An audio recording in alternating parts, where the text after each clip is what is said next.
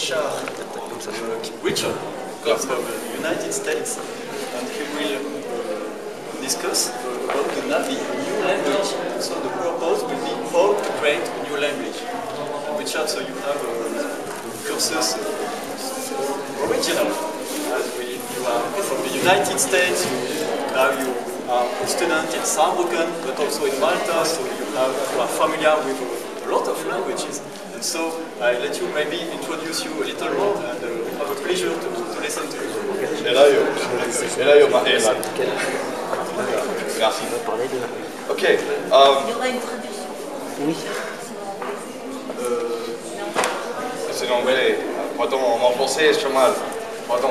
How do you say I will not be offended if you don't want to stay? You were voluntary to... Yes, I can translate. Ok, thank you.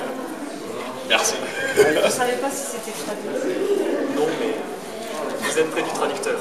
Super. I can translate French and Ok. People leio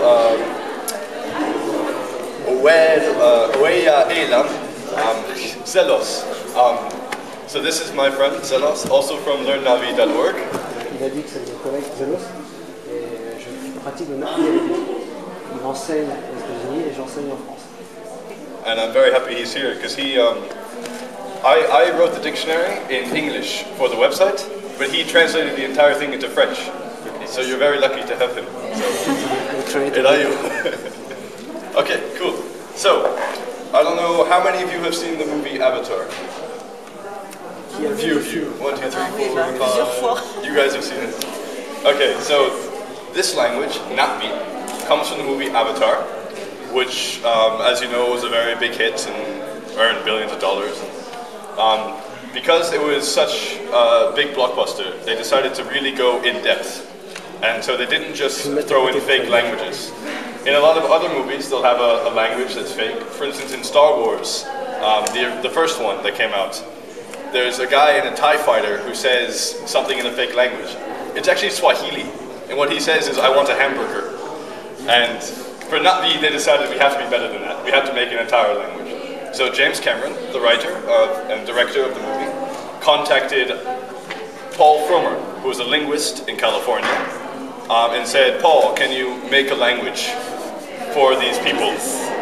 And Paul had 4 years. I can translate for all the... Okay, yeah, if you want, yes. S'il vous plaît. Yeah. Non, là il a dit que pour les besoins du film Avatar, un peu comme pour Star Trek, James Cameron a demandé à ce que quelqu'un, un linguiste, crée une langue structurée que les acteurs puissent parler. Parce que si vous avez vu Star Wars, toute la structure du film et toute l'histoire de Star Wars, tout ce qui va autour est bien structuré, c'est crédible à l'écran. Le problème c'est que les gens ne parlent pas une langue. Et ça fait s'effondrer tout. Et pour Avatar, comme pour Star Trek, la langue est prononçable par des acteurs. C'est ce qui donne du crédit au personnage. On retrouve ça aussi dans John Carter de Mars, aussi par Paul Frommer. John Carter from Mars, donc ça aussi, pour donner plus de poids aux personnages dans le film. Thank you. So early on, when the movie came out, I knew there was going to be a language, and I was very excited. And so when the movie came out, I went online, and then I found a website called learnnavi.org. Donc quand le film est sorti, il était très excité, certes, de voir cette nouvelle langue, ces belles images. Il est tombé, il a trouvé un site appelé learnnavi.org. Donc j'ai suivi le même chemin que lui en français. Ouais, and so Paul Frommer had made the language for the movie, and we didn't have a lexicon, we didn't have a dictionary. But there was a few places where he had talked about the language, and there was a book with a word list at the end, a very basic word list. And I decided that we needed a better dictionary, so I started making one. There were a lot of mistakes in a lot of the list, and it was a real problem. And I wanted to make sure that there was one source that anyone could go to learn Navi. Donc il y a un livre qui s'appelle en anglais le Activist Survival Guide et en français le rapport confidentiel sur Pandora. Il y a des mots Navi de description et à la fin il y a un petit lexique. Le problème c'est que les gens qui ont créé ce livre n'ont pas été en contact avec Paul Frommer. Il y a beaucoup de mots qui sont juste faux. Par exemple, ils utilisent des lettres qui n'existent pas en Navi. Et le problème pour nous, enfin les fans qui essayent d'apprendre la langue, malgré le peu de mots qu'il y a, c'est de trouver des sites structurés, des sites propre. C'est pour ça qu'on a créé un dictionnaire et que j'ai repris ce dictionnaire et que je traduis en français. Donc ça, c'est la version française de son travail avec les images qu'il y a dans le livre. C'est une espèce de mix des deux livres. So Xelloss was one of the translators.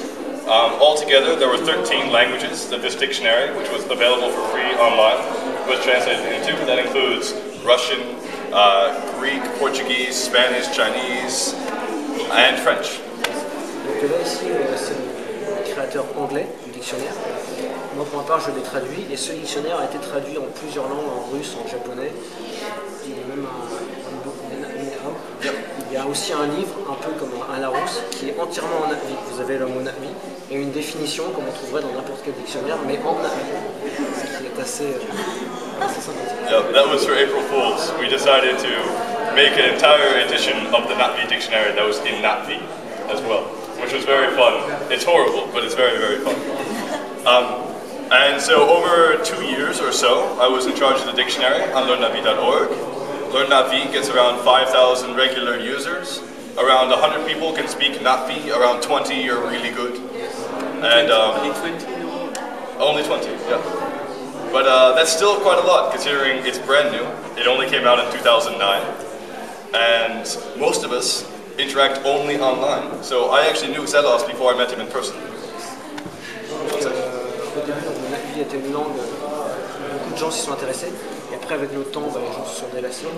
Là, on est à peu près une centaine de gens qui s'y intéressent, plus aux États-Unis. En France, on est une petite dizaine, une vingtaine en tout, généralement, à parler Natvi. Et What? In French? Et en Europe, il y a le mardi soir et le jeudi soir des cours, donc sur un site sur lequel on peut afficher un tableau blanc. On parle à partir d'images. On affiche une image, on dit elle a des grandes oreilles, elle est en train de chasser. On fait des phrases comme des enfants, comme des primaires qui apprendraient la langue, autour de phrases. C'est quand même une langue qui est relativement nouvelle. C'est pour ça qu'il n'y a pas encore beaucoup de gens. So today, what I was thinking about doing was describing some of the more complicated grammar of Natvi, because I assume that none of you know it, except you, and you perhaps. So not many of us, and it has some really interesting syntax and morphology, because it was created entirely from scratch. It's not based on any language, but it was all these languages put together. And so I was going to cover a bit of that, and then perhaps try and help you speak it a bit. And then maybe if we have time, we'll try and create our own language quickly. Donc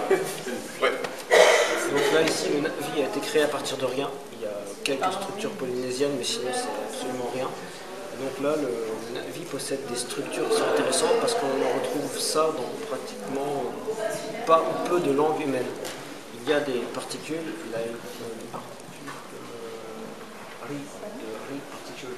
Yeah, exactly. Le topical marker, un particule, le topical marker, qui n'existe pas en français. La seule explication, on pourrait dire en français du topical, c'est moi, je.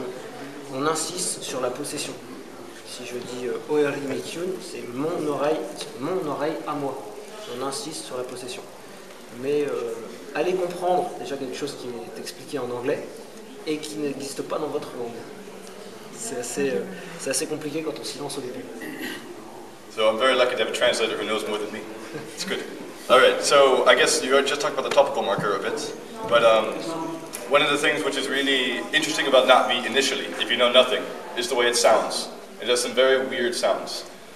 It sort of sounds almost like Malaysian, just by the way that the syllables are put together, but then it has these things, and then also, and which are very, very strange. Perhaps translate? Yes. Donc en Natvi, on a des sonorités qui sont assez étranges. On retrouve ces sonorités dans quelques langues polynésiennes, mais c'est tout. Donc il y a par exemple le T éjectif, que j'ai pas ici. Par exemple, cal est, s'il y a un T et un X, on va pas mettre ce comme on mettrait en français.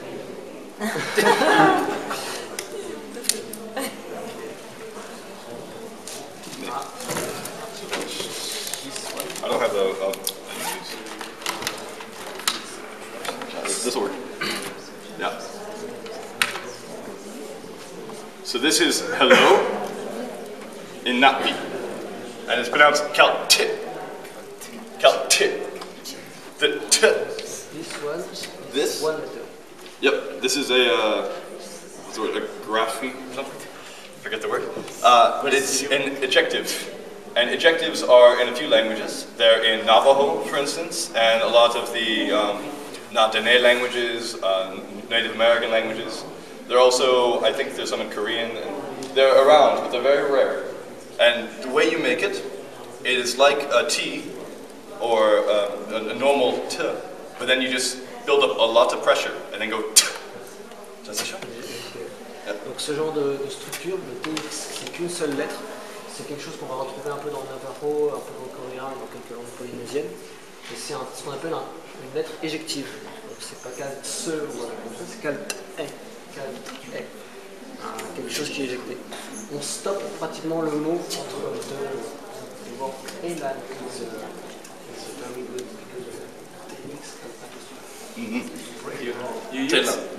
You use alphabetical language, Yes. normal, the normal. Yeah, we use normal script. This was used by Paul Frommer in his books, or in his writings. And there is an alphabet which was made up by a fan for the actual, for the fan community. Do you know how to write it? Yes. Yeah. It's very strange though, and most people online use this because it works very well in Unicode. Yeah. Whereas the other one doesn't work well on computers. And then,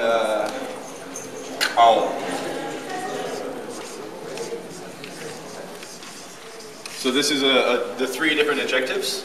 There's count tit, hello, apa, large, and then kaum, maybe. And they're very, very fun to learn. Kaum. Sounds very strange. You have to really, really go. Kaum. Try. Kaum. Maybe you're right. Yeah, no. That's good, that's good. There's another strange thing. So there's the I, which is like an E, but I. Exactly. And then there's also a word with a slag. So this means but, and it's sort of like German, slag, not slaw, slag. So those are really the three main ones. And then there's also a glottal stop. What's the word with the glottal stop?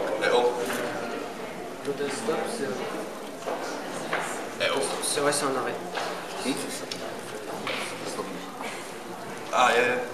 If you want, we can pass this around. Yes. Okay. This is a French dictionary, so you can look at it. Yeah.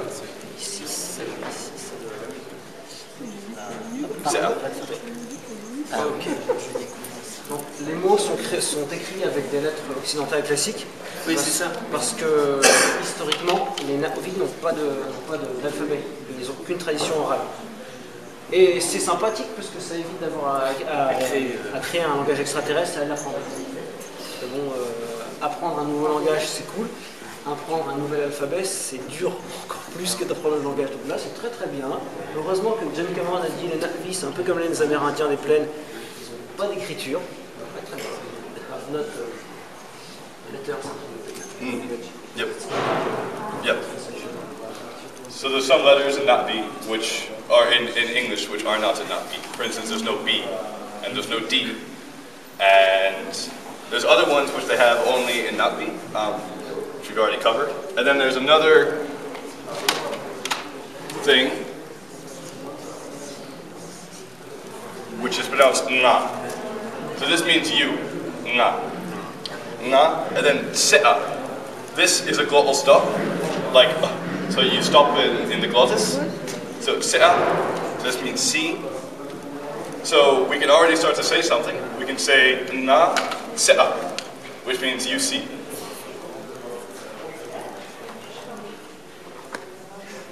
Wow. Pardon, moi français. Ça, c'est ce qu'on appelle le glottal stop. C'est quelque chose qu'on n'a pas du tout en français. Donc si vous cherchez un mot avec ce genre de création grammaticale, c'est pas possible. En fait, on va couper le mot. C'est A. Donc ce genre de truc, like Na'vi. Like Na'vi. C'est pas Na'vi comme dans le film, quand Quaritch présente les Na'vi avec deux A. It's not two A. Yep. But it's one. On coupe le mot. Et ici, ce ne, c'est un peu comme dans parking. Le GN que l'on retrouve à la fin de parking. Cette espèce de truc un peu bizarre qui vient de la langue anglaise. Cool. So those are basically the sounds of not be, which relatively easy once you get to know them. These take a bit of time, and there's actually two more, which are very hard for me to do. One of them is de and pulte. Right? So this is like a vowel, but it's pronounced te. Te. So it actually should be like a Spanish R, like in perro. It's very hard for me to make the rolled R. I've been trying for like 4 years. So I'm sorry if it sounds a bit bad. It should just be a Spanish R. You might have a really good one. Yes. So his is much better. It's like the cat. It's like a cat. So this actually means pleasure, and we think it was a joke from Fromer, because that's what a cat would do if it was feeling, you know, really nice. They purr. And because the natvi look sort of like cats, we think that maybe he decided, let's make pleasure a purring sound. And then pulte, it's just an L, but it's syllabic. So it's like in Czech, for instance, wolf means wolf, but there's no vowel, there's just an L. So in the same way, we have pulte and pulte. And that means speak. So, oe pulte de natvi. So I speak natvi. Je parle natvi. Oe pulte natvi. Je parle en natvi. And this is more actually quite cool.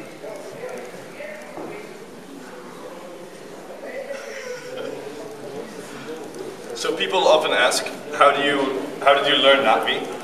Well, for me, I made the dictionary, but a lot of the time I was on Skype, talking to my friends from around the world. And sometimes it would be late at night, and we would have some alcohol, and we would be on Skype. And one of these times we decided to make a word up, which would be really hard to say. Do you want to translate? Yeah. Donc, il utilise Skype beaucoup pour parler avec ses collègues, et généralement c'est après les cours, après le travail, après tout, donc on est fatigué. Et un de ses collègues, Skaon, et lui ont essayé de créer le mot le plus dur à prononcer. Skaon, un des collègues, a fait ce mot-là qui symbolise un moment joyeux, un truc sympathique, parce qu'il y a beaucoup de R et une petite partie subjective, et que le R, Taronyu, il ne peut pas. So, donc ça c'est Tarak El Tarakra. Tarak c'est ce sont le temps. Et après le reste c'est des mots, enfin c'est la prononciation juste parce que c'est un peu difficile et que c'est très rigolo à le prononcer. Et que c'est un peu difficile.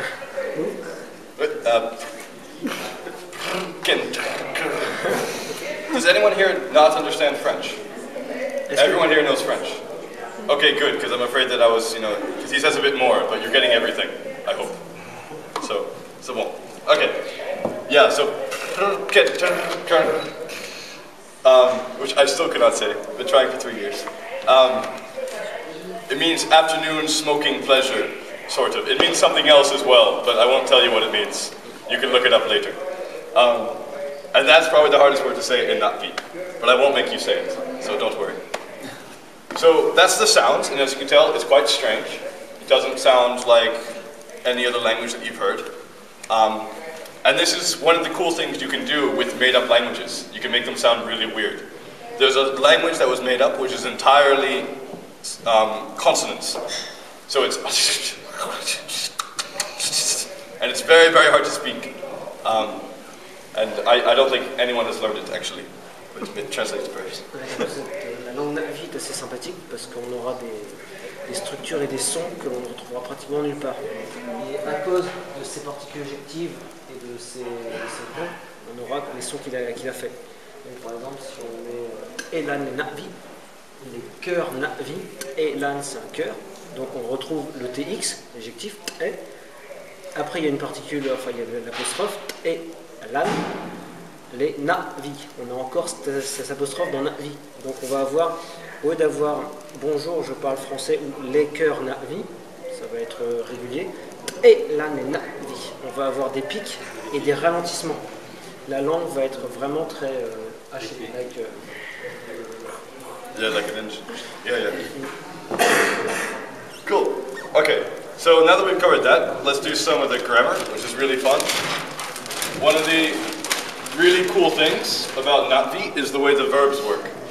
So in France, you generally change the vowel at an ending, right? And it's the same in English. So you say, you know, I go, I went, or what's a really... I see you. I see, I saw, I need a better one. Not irregular one. Yeah, what's a regular verb? I smoke. Shave. Huh? I play, I played. Yeah, there we go, playing. Sorry, stage fright. And in natvi, it works very differently. So we have the word kame. This means see, like se'a, but it also means to understand, to know. A lot of the times in the movie, you hear them say, "Uelingati kamaye," like I see you, like I see you, I see into you. And it's very important in the movie, and also with the fans. Do you want to translate in French? What is se'a? Se'a is see as well. But so se'a was before, but kame is like to know, to see, to understand. Okay. Yeah. CA, c'est voir, je vois un papier, je vois une main. Kame, c'est plutôt je vois, mais dans le sens je te comprends. La phrase qui dit Oen nati kameye, Oen nati kame, c'est le verbe kame, c'est je te vois, je te comprends, je vois en toi, comme il explique dans le film. C'est deux verbes, enfin, ça veut dire la même chose, mais ça ne voudrait pas dire la même chose. Si vous dites je vois un crayon en utilisant kame, oui, tu vois dans le crayon. Donc ce ne sera pas pareil. So here we have a normal verb, kame, but to say I saw, so I saw in the past, you say kameme, kamame. So you put an infix, like in Arabic, or something similar. You put an infix inside the word. For the future, you change it. So kayame is I will see. And the other cool thing is that you don't just do it for tenses, but you can also do it for how you feel. So this morning, when I said, Oelingati kameye, I meant I see you and I'm glad to see you. So this means I'm happy, like I'm having a good time seeing you, I'm glad that I see you. This means I see you and I wish I didn't, I wish you were somewhere else. Translate? Ici, quand on a camé le verbe voir, en natvi, on va mettre les particules à l'intérieur du mot. Les particules de conjugaison, de temps surtout, et même les particules d'humeur, on va les mettre. Si je dis à quelqu'un kamame, ce sera du passé. Kamaye, enfin kayame, ce sera du futur. Mais on peut faire un peu plus sympa et un peu plus pute. Je peux dire à Taronyu, Oen nati kameye. C'est cool, t'es mon pote. Je peux lui dire aussi Oen nati kamange. I see you, je le salue, mais ouais, c'est un ennemi quoi. Donc je le salue parce que bon, c'est le protocole. Si je dis juste Oen nati kame, je te vois, c'est neutre. Donc ce genre de structure n'apparaît pas en français, on n'a pas de particules en français ou même en anglais pour le plaisir, pour quelque chose que l'on n'aime pas. Notre particule French or English Nothing like that, yeah. to show the humor. Yep. The feeling. But it is in other languages, like Nepalese, for instance, has this. The other cool thing is that there's this other type of tense called the perfective. So, kolame means it happened, and it was something that was done, in a sense. So it doesn't mean past, but it means completed. It's been completed. So for instance, I hit could be present, I hit, but it's something that's stopped and it's over now and it's not continuing. And the really great thing about natvi, which gets really confusing, is you can add them all together. So this word means, it has the ol and the am, so it means I saw you in the past and it's over now and I'm happy about it. So kalmame. And as you get more complex, you end up with really long words and you have to find the infix and it's very difficult. En natvi, ce qui est sympa, c'est que c'est du Lego. Vous avez la principale, vous rajoutez des briques. Et ça fait toujours un mur en Lego, vous mettez des briques jaunes, des briques rouges, ça fera toujours un mur. Et ici, on peut compléter les particules, on peut les associer. Donc, ici, c'est du passé, et ici, c'est une particule de comportement. Et j'ai vu. All, c'est j'ai, c'est un peu l'équivalent du verbe avoir. ALM, c'est du passé. J'ai vu. Donc, si on dit à quelqu'un calamaillé, cette personne va voir que c'est un passé, mais que la personne, son expérience a été enrichissante, a été sympathique. Si ça vient à langue, c'est ouais non, c'était pas cool. Là, this is not fun, this is fun. Yep. So that's how the verbs work. And they get more complicated as well. You can make a verb an adjective, like a gerund. But The great world, he's dying by drinking. He's dying by drinking himself. Yeah. Did you remember how it goes? I forget. Yeah. Et on a créé un meeting qu'on a fait à San Francisco en 2010. On a créé un mot, 17 lettres dans le mot. As long as German words, donc un mot qui veut, un seul verbe qui veut dire il est en train de se cuiter à mort et ça me fait délirer. Donc on avait c'était terk up, terk up, mourir. Donc on avait une particule qui montrait que c'était lui qui était en train de s'infliger ça à lui, que c'était à outrance, une autre particule qui montrait que c'était à outrance, et plus une particule qui montrait qu'on était content de le dire. Et donc la phrase, il y avait deux mots. Terk up, I don't remember. It was so long. Le mot est très très long. En deux mots en vie, on avait une phrase « Il est en train de se cuiter à mort et ça me rend... » Enfin, je trouve ça énorme. Donc on avait 15 mots français pour juste deux mots navi. Et navi, So that's the verbs. So another cool thing that's very rare in world languages, but it's in Navi, because it was a created language, it was meant to be exotic, it was meant to be strange, is the way that the cases work. So English doesn't have any cases, I know French does. But for instance, you could say oe kame, which means I see. But if there's another person, it's oel ngati kame. So we have, it's called tripartite case, where this means the nominative and the accusative. But the accusative only shows up, and the nominative only shows up if there's a direct object. So it doesn't show up here because there's no ngati. You're not seeing anything, you just see. So unlike in, say, French, where there's always a nominative case, there's only a case on the nominative if there's also a direct object. There's also an accusative. Which is kind of confusing. And it takes a while for most people to get this, especially if they learn English and don't know anything about cases at all. So if you're an actor, you better learn completely the text and not understand. Exactly. In fact, during the movie they did make up some words because they couldn't remember all of it. And it's very difficult. And we had to deal with that and say, was this right? No? Shall we make it an exception? Maybe it'll be a right word? I don't know. lot of context. This is good. This is good. En fait, on a vu ici, ce qui est assez rigolo, c'est qu'en français ou en anglais, I see, I, you see. Je, toi, voir. En français ou en anglais, c'est pas French or English. Mais en avis, sur le mot, on va mettre des particules qui vont dire, c'est un petit drapeau, et lui il va dire un petit drapeau, il va dire je suis un sujet. De l'autre côté, je suis un complément. Donc lui c'est un sujet, parce qu'il y a cette particule de L, c'est un sujet d'un verbe transitif. Accusatif en anglais. Donc accusatif en anglais, transitif en français, histoire de bien rajouter un peu de difficulté, c'est pas drôle, c'est pour la musique. Donc ce truc-là, que l'on le mette où on veut, ça fera toujours la même phrase. Ça c'est un sujet, ça c'est un complément et ça c'est un verbe. Wal nati kame, wal kame nati, kame wal nati, ce sera toujours la même phrase. Parce que chaque mot possède son petit drapeau et il dit je suis ça dans la phrase. En français on dit je te vois. Mais si on dit vois je tue, c'est c'est un peu du haut parler français façon grande littérature.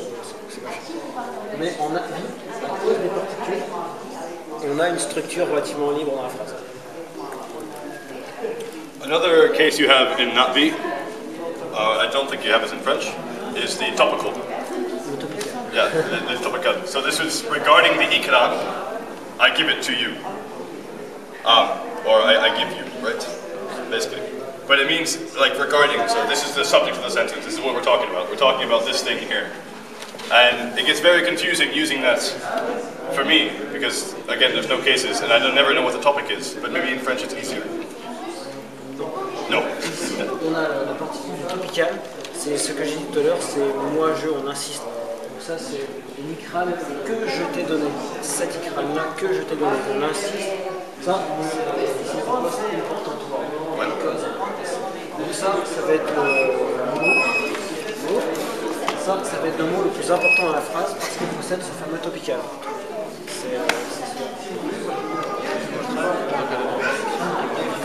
Yeah, so should we comment around? Or I give to you? Yeah, so maybe Oe Gato perhaps. Yeah. So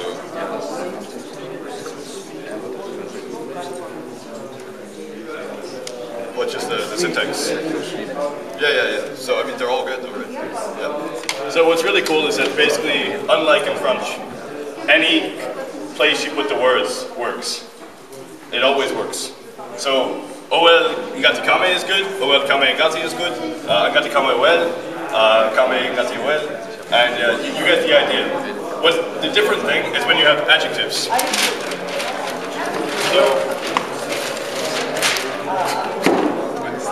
So when you have an adjective, it doesn't work that way. So you have Lorda Ikran, then Ikran Lelor.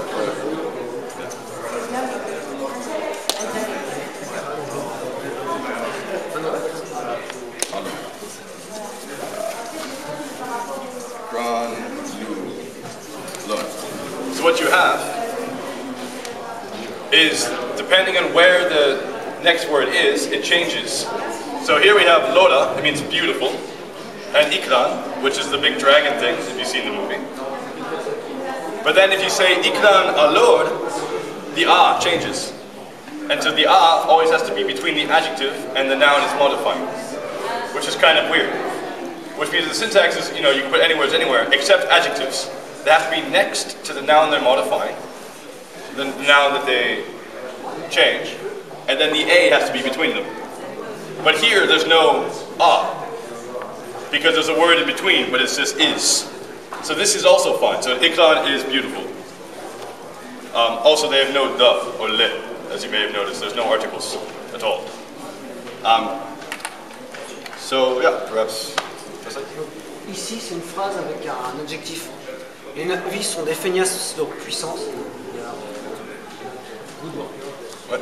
Smaller phrase. Donc, ils font des phrases, mais les plus courtes possibles. Si on peut enlever tout ce qu'on peut enlever, c'est très bon. Le contexte va donner tout ce qu'on a enlevé. Là, ici, on va parler d'un ikran. Un bel ikran. L'ikran, c'est le truc qui vole, l'espèce de machin avec une main. Donc, ça, c'est l'adjectif beau. Et ça, c'est l'ikran. L'adjectif beau, on peut le mettre à droite ou à gauche, comme on veut. Parce que c'est un adjectif, on va lui mettre la petite particule A qui va se mettre du côté du mot.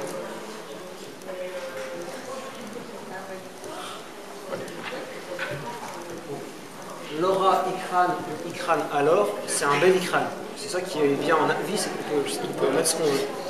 Là, dans la phrase, on s'en fout. Ça veut dire un bel ikran. Mais on n'a pas de le, on n'a pas de pronom le ou quelque chose. Ça ici, c'est l'ikran est beau. L'ikran est beau. En anglais, ça se rapproche plus de l'anglais, parce que l'ikran is beautiful. En français, on dirait l'ikran est beau. On ne dira pas ikran est beau. C'est un peu moche. Mais en vie, on n'aura pas de les trucs genre le, la, les. Ce sera le contexte qui va donner la structure interne. So one of the things you may be wondering is how can you speak in this language? How many words are there? There's around 2,000 words, which is not very many. one of the ways we get around this and speak in this language is by using things like le. Le is a prefix, it goes before the word, which can change any noun into an adjective.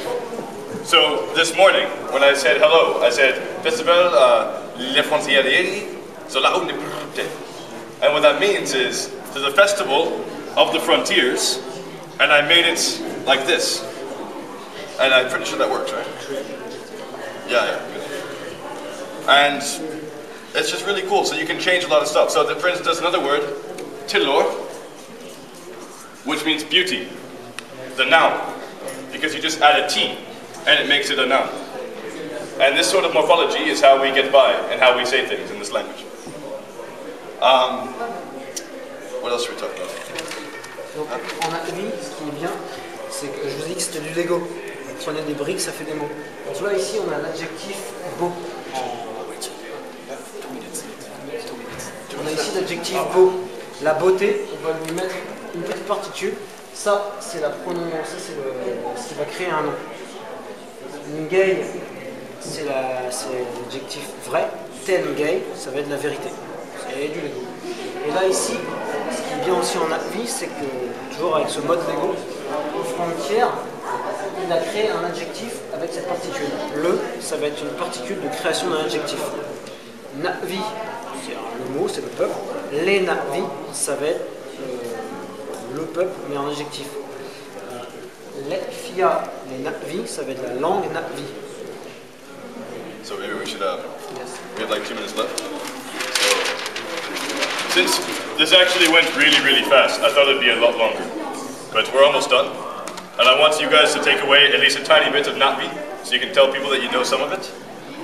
So, the main thing that you want to say to people is, well, ngati kameiye, which is again very important. And then another thing you can say is, ngaru, lu, papam, srak. Sorry, why kameye and kameye? Because we're happy about it. Ah, yeah. Remember, it means happy. Okay. Yeah, it's very confusing. Okay. No, perfect. Okay. Merci. And weru, papam, leyu. So this is the most common things that we say online before we run out of things to say, because most of us don't know the language that well. But it means, Owel ngati kamehe, I see you. So repeat after me. Well, ngati kameye. Owel ngati kamehe. Well, ngati. Everyone, come on. Well, ngati kameye. Well done. And then this means, to you is health. Yes or no? So, in français? How are you? Comment vas-tu? Comment tu vas? Quel est ton état de santé? Je te vois, à toi, être, l'état, enfin le well, English word is well. Yep. Donc Well. en anglais is well. Srak? Srak is a word that means it's a question. So we want a yes or no answer, sort of. Srak, c'est un point d'interrogation. Quand vous posez une question avec un srak, on peut répondre que par oui ou par non. Si quelqu'un te dit ouais ce matin c'était cool, non, yes or no. Yes or no. Yeah. Okay, so repeat after me. Ngaru from Srak. Srak. Okay, and then Awedu from Leyu. I'm glad you're all well. Thank you very much.